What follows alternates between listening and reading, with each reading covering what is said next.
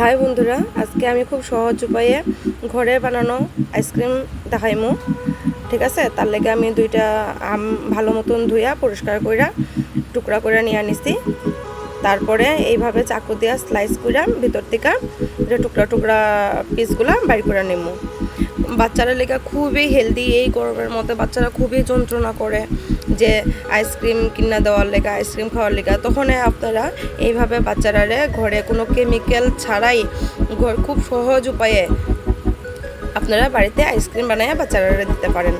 দেখেন আমি এইভাবে চামচের সাহায্যে ভিতর আমের টুকরাগুলো খুব সুন্দর করে বাইর করে নিতেছি। এগুলা সবগুলো আমের আপনারা এইভাবে বাইর করে এইভাবে টুকরা টুকরা করে বাড়িতে নিয়ে নেবেন। তারপরে আমি এগুলারে ভালো মতন একটা মিক্সারের মধ্যে পেস্ট করে দুটোটা আমরে একটা বাটিতে নিয়ে নিছি। এই যে আমি বাটিতে নিয়ে নিলাম। আমের পেস্টগুলো খুব মিহি, একদম যেমন দানা দানা না থাকে এইভাবে আপনারা সুন্দর করে ভালো করে পেস্ট করে নিয়ে নেবেন। দেখেন এই যে আমি নিলাম, একদম কোনো দানা নাই, একদম পরিষ্কার, একদম মিহি করে নিয়ে কিছু ড্রাই ফ্রুট গুঁড়া করে আমি নিয়ে নিলাম। এখানে 2 লিটার দুধে আমি একটু জাল দিয়া ঘন করে রাখছি। ঠিক আছে, তারপরে আমি এই দুধটার একটু ভালো মতন জাল দিয়া নাড়াইয়া নিলাম। আর আমের পেস্টটার মধ্যে পরিমাণ মতন চিনি দিয়া দিতেছি। এখানে আমি 3 চামচের মতন চিনি দিলাম আর স্বাদ মতো নুন দিলাম। অল্প, যে কোনো মিষ্টি আমরা একটু লবণে তার স্বাদটা বাড়াইয়া দেয়, তার জন্য আমি চিনি আর আমের মধ্যে, যদিও আমটাও মিষ্টি তাও একটু লবণ দিলাম। তারপরে এটা ভালো মতন ঘুটাইয়া একদম সবগুলারে মিক্সড করে নিতেছি ভালো মতন চামচ দিয়া। এইভাবে আপনারা সবাই আমের মধ্যে চিনি আর লবণ দিয়া ভালো মতো একটু পেস্ট করে মিক্সড করে নেবেন। তারপরে আস্তে আস্তে এটার মধ্যে দুধটা মিশাইবেন। কিন্তু হ্যাঁ, খেয়াল রাখতে লাগবে দুধটা যেমন জাল দেওয়ার পরে ঠান্ডা হয়। গরম দুধ কিন্তু আমের মধ্যে দিবেন না, ঠিক আছে? তাহলে দুধটা কিন্তু ফাইটা যেতে পারে। এইভাবে ভালো করে আপনারা দুধ ঢালবেন আর অল্প অল্প করে দিবেন, দিয়ে এইভাবে ঘুরে ঘুরে ভালো মতন আমটার মধ্যে দুধটা মিশিয়ে নেবেন। আপনারা পরিমাণ মতন দিতে পারেন।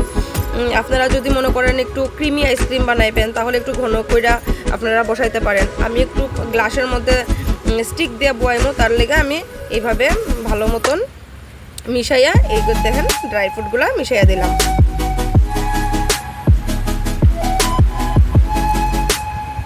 ভালো মতন মিক্সড করে নেবেন আপনারা এইভাবে। আপনারা যদি চান চামচ দিয়ে না পারেন ঘুটনি দিয়েও দিতে পারেন। তারপরে আমি গ্লাসটির মধ্যে 2টা গ্লাস নিলাম। গ্লাসের মধ্যে আমি এইভাবে নিয়ে নিতেছি।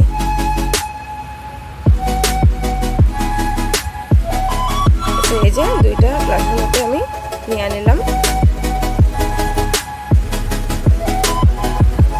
সুন্দর করে আমার 2টা গ্লাসে নেওয়া অনেকটা ছিল, আমি ছোটো ছোটো 1 টাইম কাপের মতো দিছি। দেখেন আমার কাছে কিন্তু ফয়েল পেপার নাই, ঠিক আছে? যেহেতু আমি ঘরে বানাইতেছি তো কি করছি, 2টা প্লাস্টিক আমি কাইটা নিলাম। কাইটা গ্লাসটার উপরে এইভাবে দিয়া আমি 2টা গার্ডার দিয়া মুখটারে টাইট করে বাইন্দা দিলাম। ঠিক আছে, যেমন আমি যে স্টিকটা ঢুকামু এটা যেমন না লড়ে, ঠিক আছে? তার লেগা এই যে প্লাস্টিকটার উপরে একটু চাকু দিয়া ফুটা কইরা আমি এটার মধ্যে স্টিকটা ঢুকাই দিতেছি। ঠিক আছে, আমার কাছে আইসক্রিম স্টিক আসলো না, এরকম কাঠের চামিচ আসলো। ঠিক আছে, তো আমি চামিচটারই উল্টা কইরা আমি দিয়া দিছি। দিয়ে এই যে আমি এখন 6 ঘন্টার লেগা এটারে ফ্রিজিং করে নিব। মোটামুটি 5 থেকে 6 ঘন্টা যদি থাকে একদম খুব সুন্দরভাবে হয়ে যাব গিয়া, একদম টাইট হয়ে যাব গিয়া। দেখেন এই আমি 6 ঘন্টা পরে এটারে বাইর করলাম। আমি এখন এটারে খুললা দেখি কেমন হয়েছে। চলেন, প্লাস্টিকটা এইভাবে আমি একটু ফাঁকা করে বাইর করে নিলাম। নিয়ে দেখেন কি সুন্দর, একদম টাইট হয়ে একদম খুব সুন্দর করে আইসক্রিমটা বইছে। তারপর আমি একটু হাতে নাড়াইয়া এটা রাস্তা করে এই যে বাইর করে নিলাম। কি টেস্টি লাগতেছে দেখতে। আমি আমার হাজব্যান্ডকে দিয়েছি যে একটু টেস্ট করে দেখো কেমন হয়েছে।